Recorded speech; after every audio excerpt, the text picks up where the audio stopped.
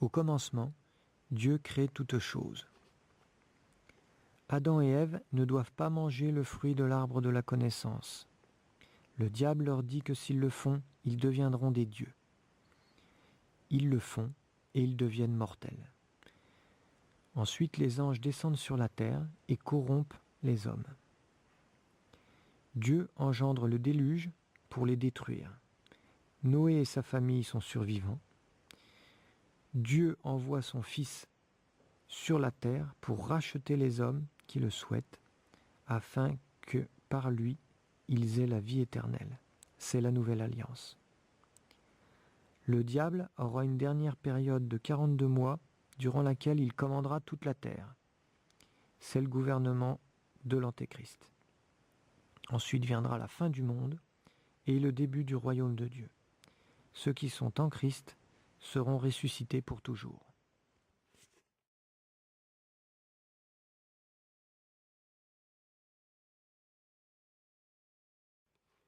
Après avoir épluché plus d'une cinquantaine de mythes fondateurs de cultes païens, le professeur Jean-Claude Losackmer a découvert que l'on pouvait y trouver à chaque fois un message symbolique commun.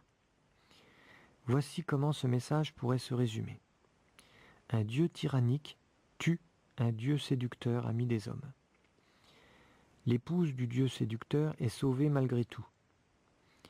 L'enfant du dieu civilisateur assassiné et de son épouse prend alors la mission de venger son père assassiné afin de ressusciter son père et de hâter le retour de l'âge d'or. Dans de très nombreux mythes, le dieu civilisateur est tué au moyen du déluge. On peut donc imaginer que dans le mythe, le dieu ami des hommes est le chef des anges déchus tué par le déluge, c'est-à-dire le diable. Son épouse serait la connaissance, l'âge d'or, la période avant le déluge où le diable corrompait toute la terre, et le retour de l'âge d'or, le royaume de l'Antéchrist. Le héros qui va venger son père est l'initié. Dans le cas de la franc-maçonnerie, qui est le culte païen qui les rassemble tous, les initiés s'appellent fils de la veuve. La veuve est la connaissance, ou bien Isis, déesse de la raison, célébrée à la Révolution française et dans différentes loges encore aujourd'hui. Le dieu civilisateur est le grand architecte de l'univers. L'initié est alors incité à s'engager dans un combat contre l'assassin du grand architecte de l'univers, c'est-à-dire le Dieu qui provoqua le déluge, c'est-à-dire le Dieu de la Bible. Chacun devra participer à son niveau à reconstruire le temple de l'humanité. Et c'est exactement ce qu'explique Michel Sardou dans sa chanson « Le roi barbare ». Si tu rencontrais par hasard un maçon et un charpentier rénovant un château bulgare depuis 1000 ans désenchanté, il te dirait que Dieu est mort s'il n'a jamais existé et que la grande horloge tourne et n'a pas besoin d'horloger. Il t'ouvrirait peut-être encore les lourdes portes d'un tombeau où le grand architecte dort ensanglanté dans son manteau. Mais si tu n'es pas assez fou pour t'initier à leur secret, il te laisserait vivre à genoux et jamais il ne te dirait que dans une autre vie tu étais roi barbare, tout autour de ton lit des chambellans bizarres te versaient dans des coups un flot de raisin bleu. C'était une autre vie, c'était un autre lieu.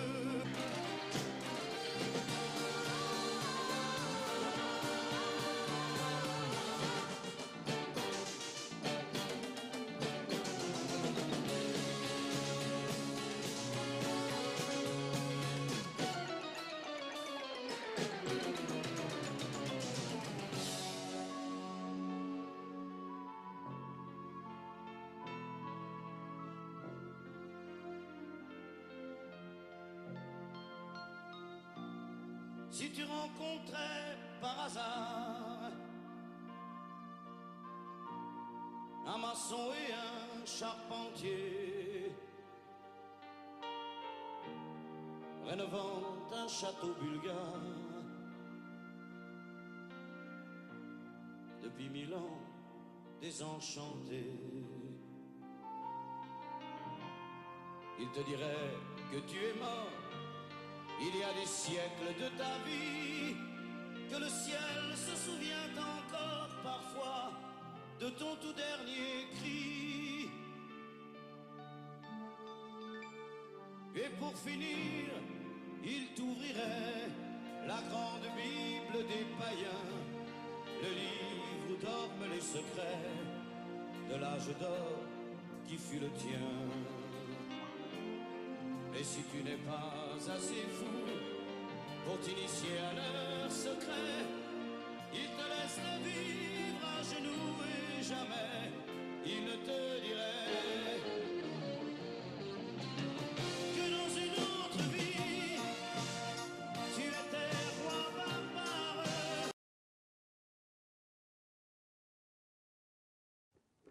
Alors, elle apparaît tant et si bien qu'à la Révolution française, on jette les idoles chrétiennes, les statues, on met à bas, on effondre, on fait effondrer, on ne veut plus de la religion chrétienne. Hein. Mais qu'est-ce qu'on va y substituer? On va y substituer pas seulement le culte de l'être suprême, mais on va voir à nouveau la déesse Isis ressurgir dans les fêtes ordonnées par Robespierre, puisque, alors j'ai passé un peu vite, mais il faudrait parler très longtemps, puisque n'oublions pas qu'au XVIIIe siècle, et la flûte enchantée en a un exemple tout à fait éloquent, Isis va ressortir dans les spéculations métaphysiques de la franc-maçonnerie, non seulement la maçonnerie égyptienne de Cagliostro, mais aussi dans la maçonnerie, on va dire, non pas égyptienne, et Isis est au centre de la flûte enchantée. On sait qu'il s'agit d'un récit initiatique avec le grand prêtre Zarastro, qui n'est autre qu'un prêtre d'Isis, et ce couple qui est le reflet, on va dire, humain d'Isis et d'Osiris, Pamina et Tanino, qui ne sont que le reflet de ce couple primordial et qui va traverser des épreuves, vous connaissez tous la flûte enchantée, jusqu'à triompher. On est tout à fait dans le récit d'Apulée et là des mystères antiques. Donc on voit que ce XVIIIe siècle est très travaillé par ses origines égyptiennes et par ce mythe d'Isis. Ce n'est pas pour rien que les maçons se nomment les fils de la veuve, et qui est l'archétype, on va dire la figure archétypique de la veuve, c'est Isis, qu'on appelle Shentait, la veuve dans l'Égypte ancienne. Donc on voit bien que ce qui fait sens et qui refait surface, c'est encore cette veuve qui est Isis. Et dans les rituels maçonniques, notamment de maçonnerie égyptienne, elle est régulièrement invoquée. Donc cette révolution, là je vous parle d'avant la révolution, mais à la révolution où tout ce qui est religieux et, on va dire, religieux officiel, religion révélée, va être abattu, Isis va refaire surface. Et vous voyez peut-être pas très bien, mais il y a un épisode que je trouve tout à fait réjouissant par rapport à la force de cette figure archétypique. Robespierre ordonne une grande fête pour célébrer une grande fête de la réconciliation nationale. Et que va-t-on élever sur le champ de Mars, ou non, sur la place de la Bastille, je crois? Oui, sur la place de la Bastille, sur les, non pas les ruines encore fumantes, parce que c'est quelques années après, de la Bastille, on va élever une fontaine. Une fontaine, devinez, une fontaine qui représente Isis. Isis entourée de lions, avec son émesse, vous savez, cette coiffe à rayures traditionnelle, et de ses seins coule une eau régénératrice. Et je trouve cette image tout à fait extraordinaire dans une période qui se veut très laïque, très républicaine, très révolutionnaire. Qu'est-ce que Robespierre demande au peintre David?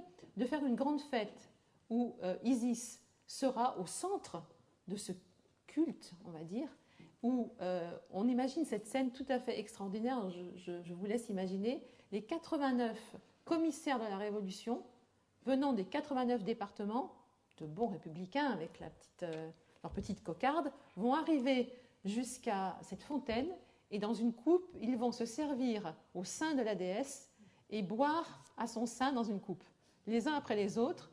Et c'est cette statue monumentale qui était pas, je pense, qui était en plâtre, enfin qui n'a pas été pérenne, mais ils vont communier tous ces hommes au sein de la déesse. Moi, je trouve que c'est un symbole extraordinaire pour des républicains. Hein, voilà.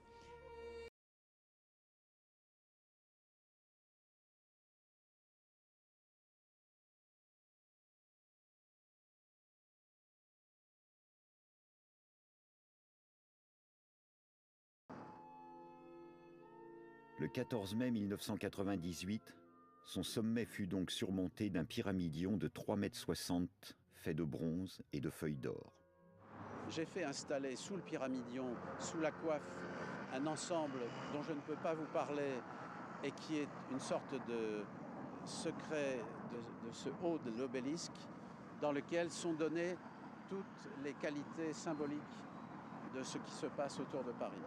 Ensuite, on a essayé de l'éclairer, on n'a jamais réussi, parce que seul le soleil peut l'éclairer. On ne peut pas l'éclairer du bas. Et c'est pour ça que la nuit, il est dans l'ombre. Donc c'est aussi un hommage au dieu soleil qui est là-haut.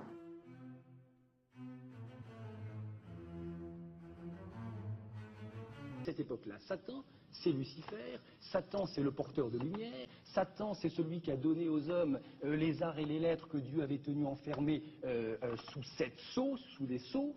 Et donc Satan, c'est d'une certaine manière l'intelligence, c'est la clairvoyance, c'est la pénétration, c'est tout ça, Satan.